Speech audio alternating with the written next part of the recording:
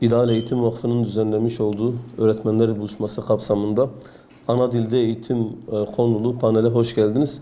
İnşallah bugün ana dilde eğitimle ilgili ülkemizdeki durum, yine diğer dünya ülkeleri üzerindeki ana dille ilgili meselenin durumu, yine bununla ilgili çözüm önerileriyle ilgili inşallah birlikte olacağız. Türkiye'de eğer bu konuyu konuşacak olursak, öncelikle UNESCO'nun bir araştırmasıyla ilgili birkaç veriyi paylaşalım hocalarımızla. 2009 yılında BİA Haber Ajansı'nın geçtiği bir haberde UNESCO Türkiye'de bütün dünyada yapıyor aslında. Birleşmiş Milletler Bilim Kültür Eğitim Kuruluşu. Türkiye'deki dilleri incelemeye alıyor ve Türkiye'de bazı dillerin yok olduğunu, bazı dillerin de yok olma tehlikesiyle karşı karşıya kaldığını belirliyor. Türkiye'de şu ana kadar 3 tane dil kayboldu. Artık o dilin yaşayanları yok. Son konuşan örnekleri de işte 2009, 2095 ve 92 yıllarında 2 kişi hayatını kaybedince o dillerin de artık temsilcileri kalmadı. Nedir o diller? Bir Kapadokya Yunancası var. Bu Türkiye'de artık konuşulmuyor ve silindi. Yani tarihten silindi.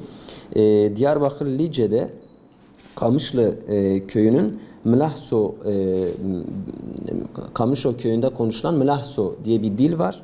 O da 95'te son fertte ölünce o dil de artık kayboldu. Ve Libahça diye bir dil daha var. 1992 yılında o da son temsilcisi vefat edince o da artık yok oldu. Bu Türkiye'nin kaybolan dilleri. Bir de kaybolma riski taşıyan 15 tane dili var şu anda Türkiye'de. UNESCO bunu derecelendirmiş. 1. derece tehlike, yani çok çok tehlike altındalar. 2. derece, 3. derece, 4. derece şeklinde sınıflandırmış. 1. derecede tehlike olan Siirt bölgesindeki bir dildir. Hertevin diye adlandırılıyor. Şu anda yaklaşık 1000 kişi konuşuyor bu dille, kendi aralarında 1000 kişi konuşuyor. Ve 1. derece tehdit altında, yakın bir zamanda bu bitebilir. Çünkü yeni nesil demek ki bu dili sahiplenmiyor ve konuşmuyor. B derecede yine risk grubu olarak isimlendirilmiş Gagavuz, Ladino ve Süryani dilleri de B derecede tehdit altında.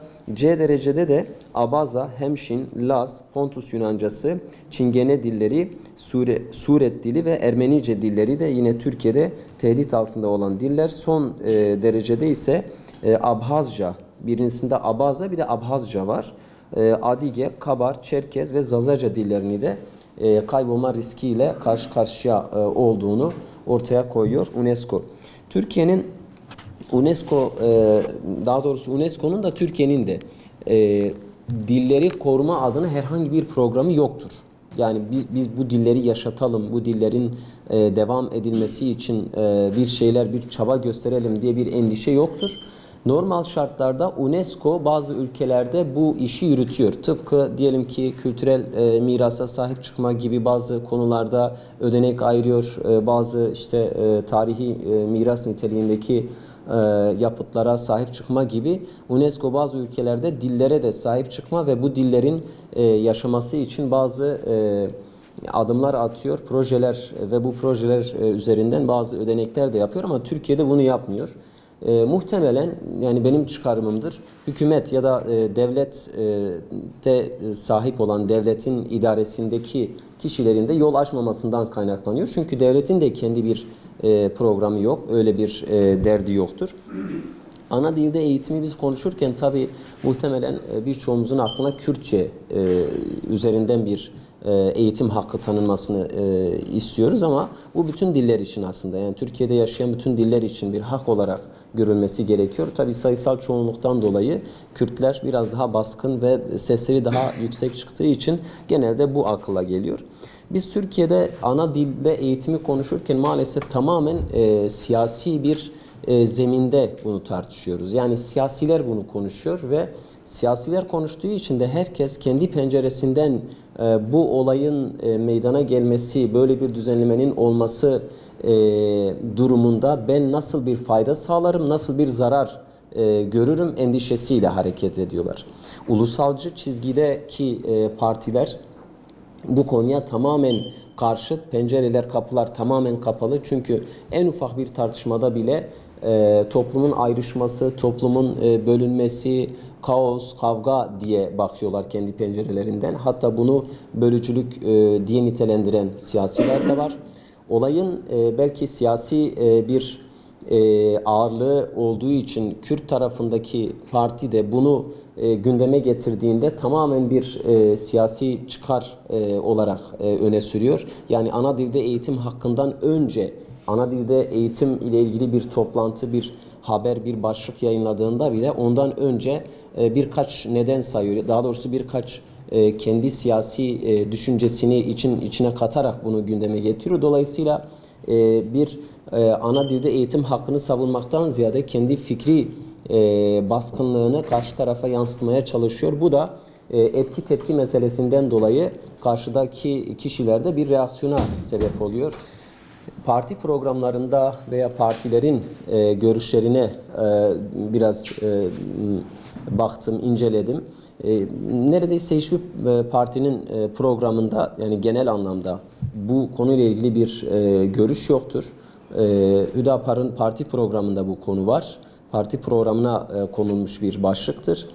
Gerisinde zaten hiç konuşulmuyor böyle bir konu. Ama yeri geldiğince işte dil bayramlarında ya da işte konu açıldığı zaman siyasiler bazı konuşmalar yapmışlar. Seçmeli Kürtçe, Zazaca dersleri var aslında okullarda. Bu da çok pasif gidiyor. Tamamen okul yönetiminin o alandaki, daha doğrusu hassasiyetleri nedeniyle seçmiş olduğu bazı derslerdir ki o derslere de normal diğer branşlardaki öğretmenler giriyor. Herhangi bir yeterlilikleri yoktur. Kaynaklarına da baktığımızda birkaç yıldır aynı kitapla herhangi bir yenileme, herhangi bir üzerinde çalışma yoktur. Yetişen bazı öğretmenler var aslında yaşayan diller bölümlerinden. İşte Mardin Artuklu'da, Bingöl Üniversitesi'nde. Bunlarda herhangi bir şekilde atanma durumları yoktur. İlginçtir, İslam dünyasında çok fazla örnekliğimiz yoktur. Daha çok ana dilde eğitim Avrupa ülkelerinde ve bunun yanında daha önce sosyalist ülkelerde bu konulara çok önem verilmiştir. Bunun dışında İslam dünyasında bir tahammülsüzlük olduğunu görüyoruz. Almanya'da Ulusal Uyum Planı adı altında çift dilli eğitimin gerekli yaklaşımı kabul edilmiştir. Bazı eyaletlerde ilkokuldan başlayarak haftada 3 ile 5 saat arasında zorunlu ana dili dersleri verilmektedir. Orta öğretimin ilk yılından itibaren uygulanacak olan karşılaştırmalı dil eğitimi modelleri geliştirilmiş ve denenmeye başlanmıştır. Çin'e baktığımızda ise ülkede çok fazla biliyorsunuz etnik grup bulunmaktadır Çin'de.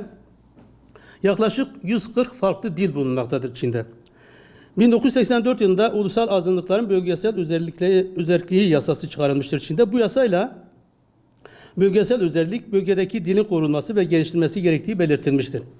Özel bölgeler o bölgedeki eğitim dili hakkında karar alma yetkisine sahiptir. Yani kendi içinde özerk olan bölge hangi dilin eğitimini yapabileceğini kendisi karar verebilmektedir. Aynı zamanda azınlık mensubu öğrenciler kendi ana dillerinin yanı sıra Çince'yi de öğrenmek zorundadır. Ülkelerde herhangi bir bölünme korkusu yoktur. Ve herhangi bir çatışma da söz konusu değildir. İnsanlar kendi dillerine, kendi değerlerine önem verdiği zaman, değer verdiği zaman bu konuda bütün sorunların da halledilebileceğine inanıyoruz. Dolayısıyla da bu tür ülkelerde, özellikle İspanya gibi ülkelerin göz önüne alınarak onların tecrübesinden faydalanabilmeliyiz diyorum. Şimdi kavramsal olarak bu çerçeveyi oturtursak mesele daha iyi anlaşılır. Resmi dil kavramı, ikinci dil kavramı, yabancı dil kavramı zaman zaman birbirine karıştırılıyor. Özellikle ana dilinde eğitim meselesini gündeme getirildiği yerlerde önümüzde bir takoz olarak konulan şeylerden bir tanesi ya da yanlış olarak ortaya konulan şeylerden bir tanesi işte bazı dersler yabancı dilde yapılabiliyor, İngilizce yapılabiliyor, niye Kürtçe yapılamıyor deniyor. Farklı şeylerdir bunlar. İngilizce bir kere yabancı dil statüsündedir. Yani okullarda da okutulması bu şekildedir. Resmi dil anayasada ya da yasalarla belirlenen bir ülkenin yazışma, eğitim, devlet dili olarak kabul edilen kavramdır. Dolayısıyla bu kavramsal meseleyi oturttuktan sonra ikinci dil meselesi vardı, onu da söyleyelim. İkinci dil işte bazı uygulamalarda görüldüğü gibi, bazı yerlerde görüldüğü gibi devletin resmi dili dışında çoğunluğun konuştuğu ve devletçe tanınan bir hak olarak görülen dil olarak kabul ediliyor ki aslında uygulamasına çok da yabancı değiliz. Ana dilde eğitim meselesinin bir siyasi mesele olmadığı, bir insani temel hak olduğu noktasında hemen hemen herkes hemfikir, ama işin çözümü noktasında mevcut siyasi partilerin ciddi anlamda bir çözüm önerisi yok. Çözüm önerisi olanların da seslerini duyurabilmeleri mümkün değildir. Dolayısıyla bu noktada özellikle ana dili meselesini bir siyasi mesele olarak mülahaza etmekten, özellikle İslami kesimlerin bu meseleyi bir insani hak temelinde, tıpkı laiklik meselesinde olduğu gibi, yani Türkiye'nin pek çok probleminin altında yatan unsurlardan bir tanesi laiklik ise diğeri de ulusçuluk anlayışıdır. Bu ikisini hedefine koyan ve sivil inisiyatifin, sivil toplumun devleti bu işe zorlaması gerekiyor. Ben hani bu panelin de bu anlamda önemli olduğunu düşünüyorum.